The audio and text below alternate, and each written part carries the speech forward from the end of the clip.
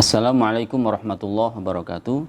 Kembali bersama kami di channel Metode Al-Haq. Insyaallah pada kesempatan ini kita akan berbincang-bincang tentang salat berjamaah.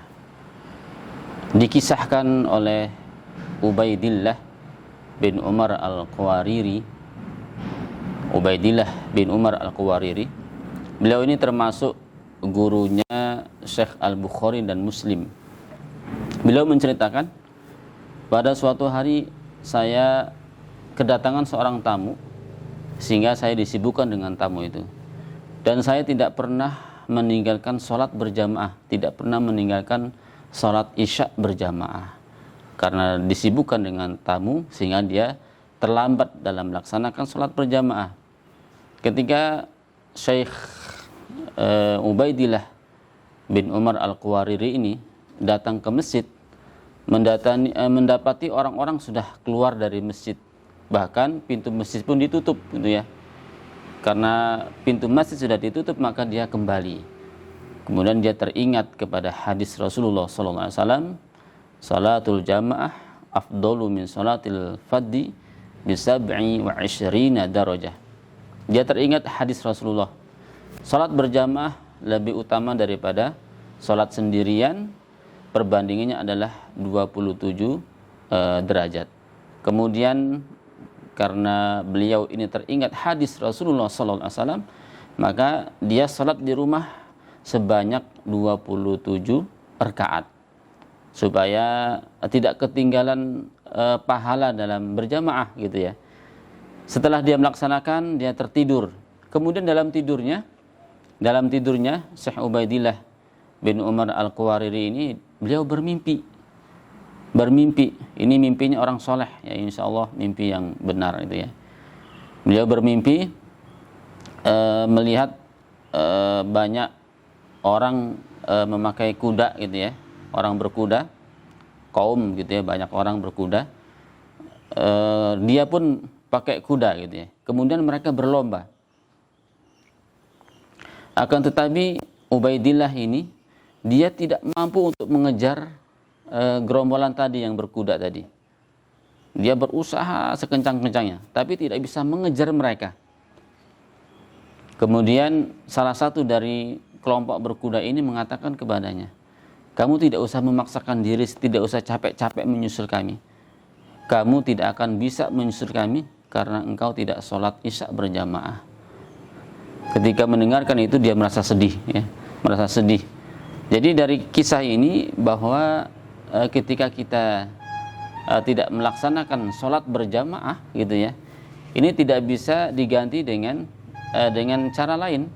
Walaupun misalnya kita sholat 27 rakaat, ya, karena pahalanya orang yang sholat berjamaah itu pahalanya adalah 27 derajat atau 27 rakaat, gitu ya.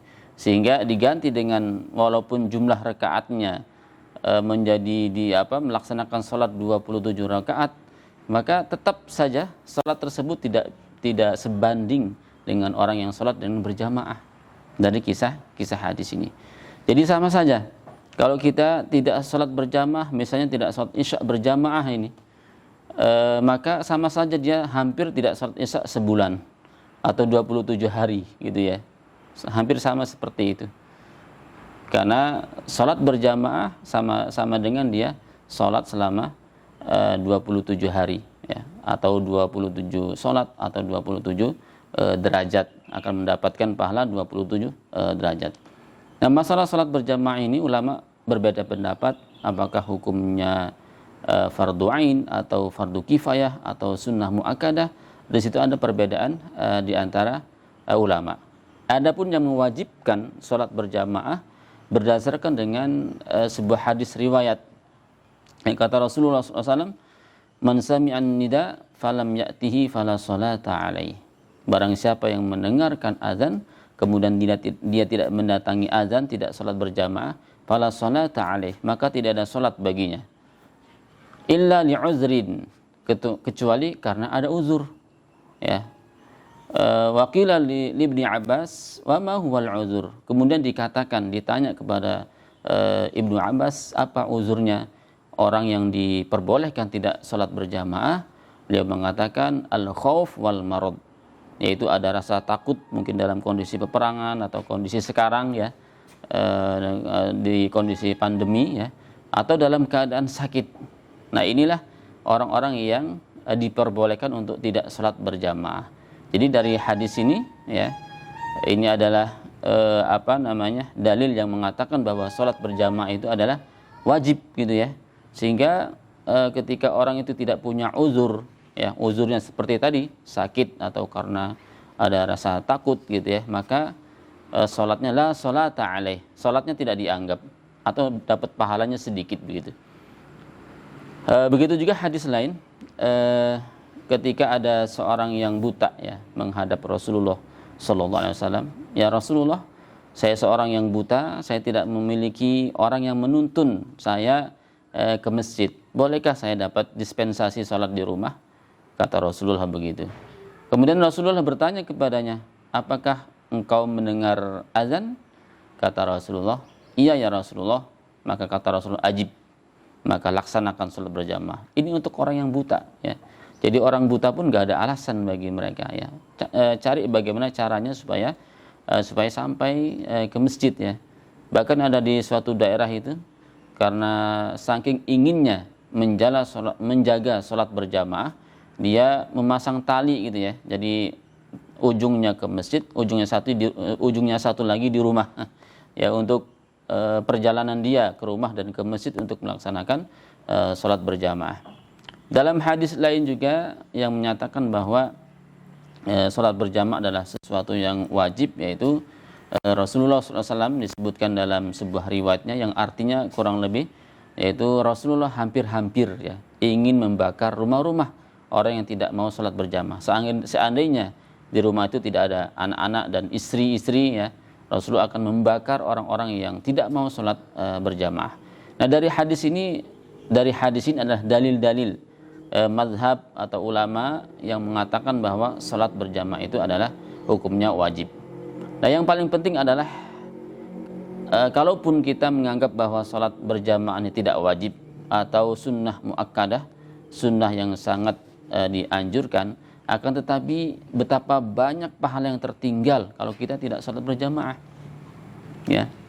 Kita melihat hadis Rasulullah SAW yang artinya, kata Rasulullah, barang siapa yang berwudu di rumahnya, kemudian memperbaiki wudunya ya, kemudian dia ingin berangkat ke masjid, ingin melaksanakan sholat, niatnya itu saja, bukan niat lain, maka setiap langkah perjalanannya, satu langkahnya diangkat derajatnya, satu langkahnya lagi dihapus dosanya, sampai dia datang ke masjid. Sampai di masjid malaikat selalu mendoakannya, Allahumma gfir lahu, Allahumma arhamhu ya, Allahumma gfir lahu, Allahumma gfir lahu. Itu doa malaikat selama dia masih di dalam masjid ya. Malaikat mendoakannya, bahkan dalam riwayat lain sampai dia pulang ke rumah.